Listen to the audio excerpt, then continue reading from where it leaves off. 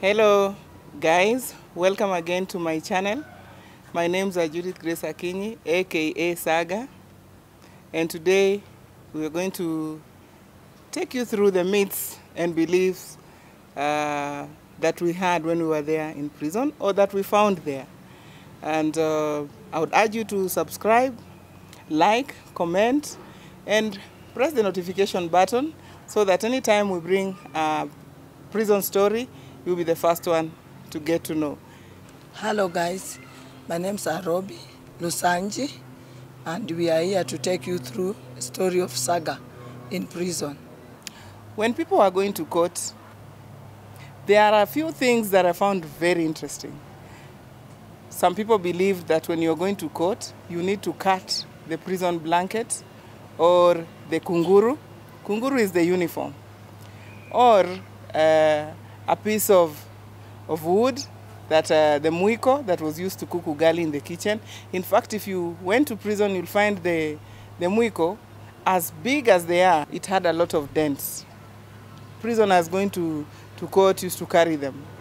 Some even believed that the prison blanket, when you're released and you go with it home, it would help in boosting your business. So the prison blankets, a lot of them were in tatters and pieces because of the prisoners' beliefs. And those who were desperate to leave, if you went there and you were told such a thing, you would follow suit. If this is what is going to save me, let me try it. Yeah, but believe me, you just trust in God. Nothing like that works. But it kept people going. Mwiko ilienda, mapengele mururu zilikatwa-katwa, so that people could be released. But nothing like that ever happened. You were just released when your time came or when you finished your sentence. That night in mwenda court in the morning, kulikuwa na koti. Tulikuwa tunatengeneza koti kwa cell.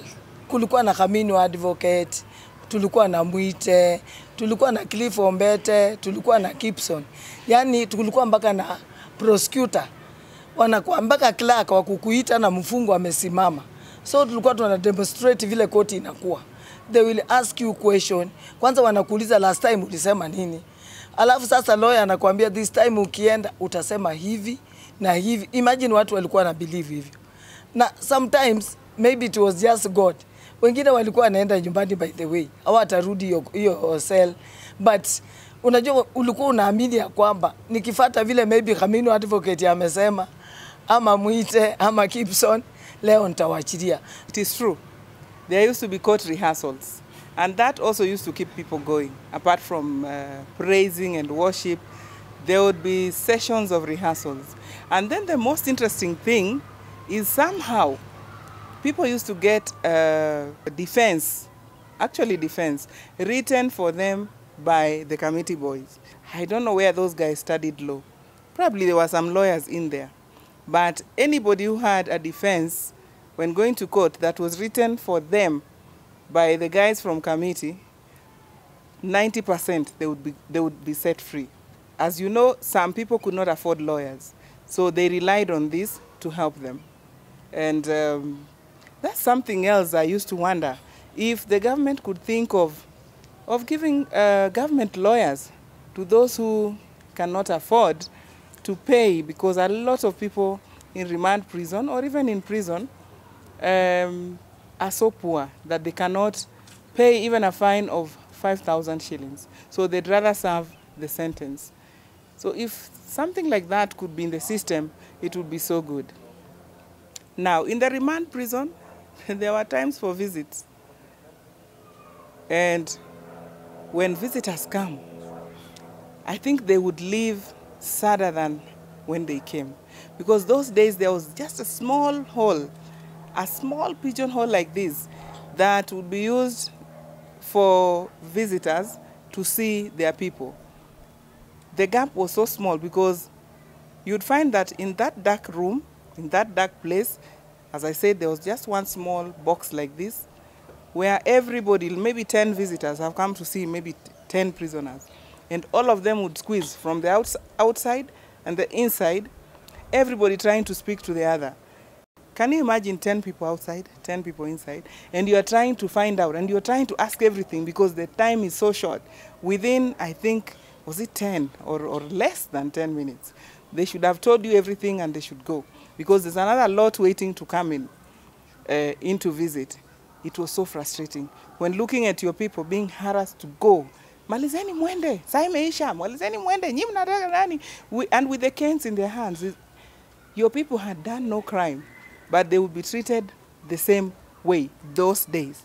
We used to believe that when you are in remand, sometimes uko room 4, uko cell 4, mwingine ako cell 1, cell 2, cell 3. So cell 4 maybe wakienda kotini wanaenda nyumbani, wanawachiliwa.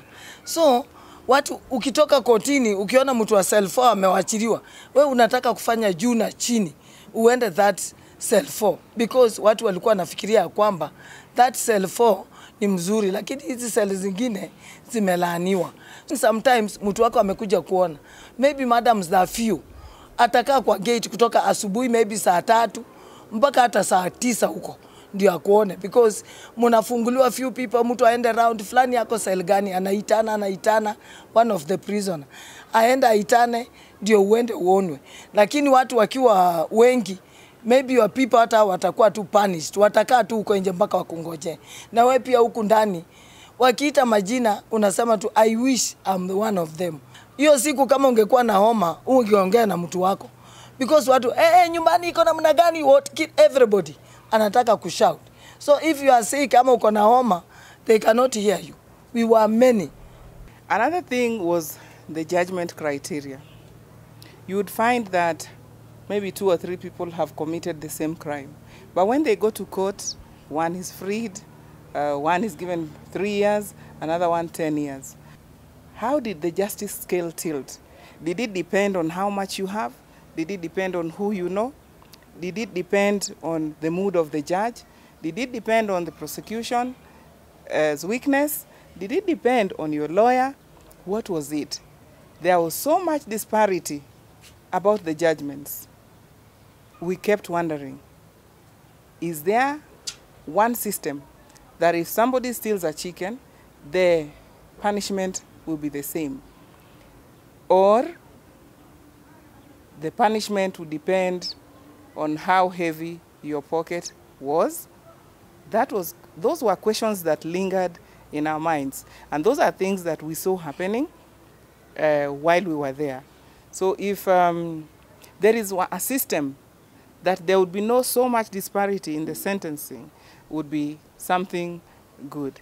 One thing again that happened in remand that was very frustrating, we would find that maybe 3 consecutive days the remandees have been locked in without going out. Throughout, maybe because their dresses were few, or maybe because somebody has woken up in a bad mood, so you'd find yourselves in there. Maybe you'd be out for probably 10 minutes to wash the floor, the cemented floor, and some of them would rush you in even before the floor was dry. So you'd have to be locked in, maybe 70 of you in one cell that has a capacity of 40 or 35. And you have to keep standing until the floor is dry. Those were very frustrating moments. That is why, if you're out there and you want to react because you're angry or something has happened, you are in financial crisis, think very well before you take any action. Because some actions that you do innocently can land you in a place like that where you will live to regret. We are out here to tell the story. We thank God. God is so good. Once again, don't forget to subscribe to our channel, like, comment, press the notification button, and ask any question that you'd like us to answer in our next video. Thank you, guys.